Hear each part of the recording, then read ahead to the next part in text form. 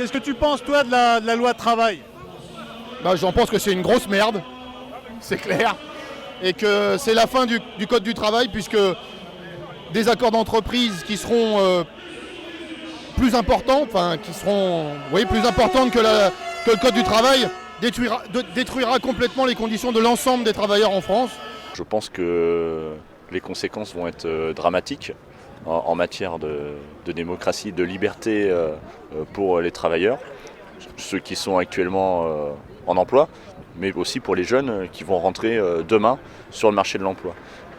Donc demain, si la réglementation du travail des cheminots de la SNCF est d'un bas niveau, comme le veut Pépi, nous ne perdrons, bien sûr les marchés ne seront pas perdus, mais si nous obtenons, seulement nous les cheminots de la SNCF, des conditions de travail, on va dire correctes, mais j'y crois pas, les autres entreprises qui, eux, seront massacrées, puisque la loi travail inversera les normes, boufferont les marchés de la SNCF, et c'est la fin d'une entreprise comme la SNCF qui est entière sur le réseau et qui elle, organise le transport, et en toute sécurité. Et où effectivement, cette loi va favoriser les patrons et défavoriser les salariés qui sont déjà en situation très précaire. En tant qu'agent de conduite, à quoi tu fais face comme difficulté en ce moment?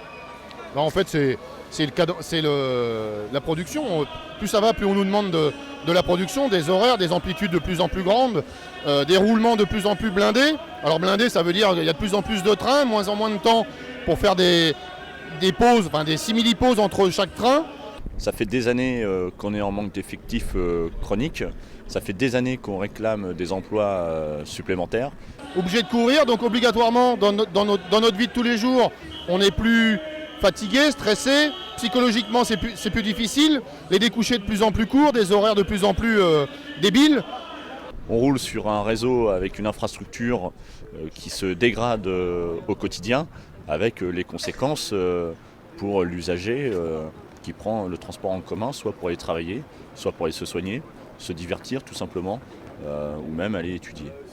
Donc tout ça, ça va emmener quoi? Ça va emmener une baisse de la sécurité très importante au sein du chemin de fer, et ça va emmener quoi? Ça va emmener des conditions de transport pour l'ensemble des gens qui vont au boulot tous les jours, beaucoup plus de risques, beaucoup plus d'accidents, beaucoup plus de problèmes tous les jours. Donc ça n'améliorera en rien du tout les conditions de transport, ça ne fera que d'empirer. Ouais, mais peut-être, mais bon, au final, c'est quand même l'usager avec ses réorganisations qui va être gagnant, le service public. Alors aujourd'hui, on voit bien que c'est pas l'usager qui va être gagnant.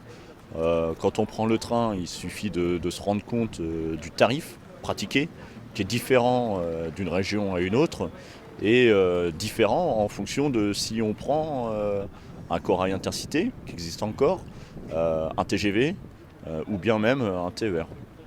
Pas du tout, ça n'améliorera en rien le service public, puisque c'est la case du service public.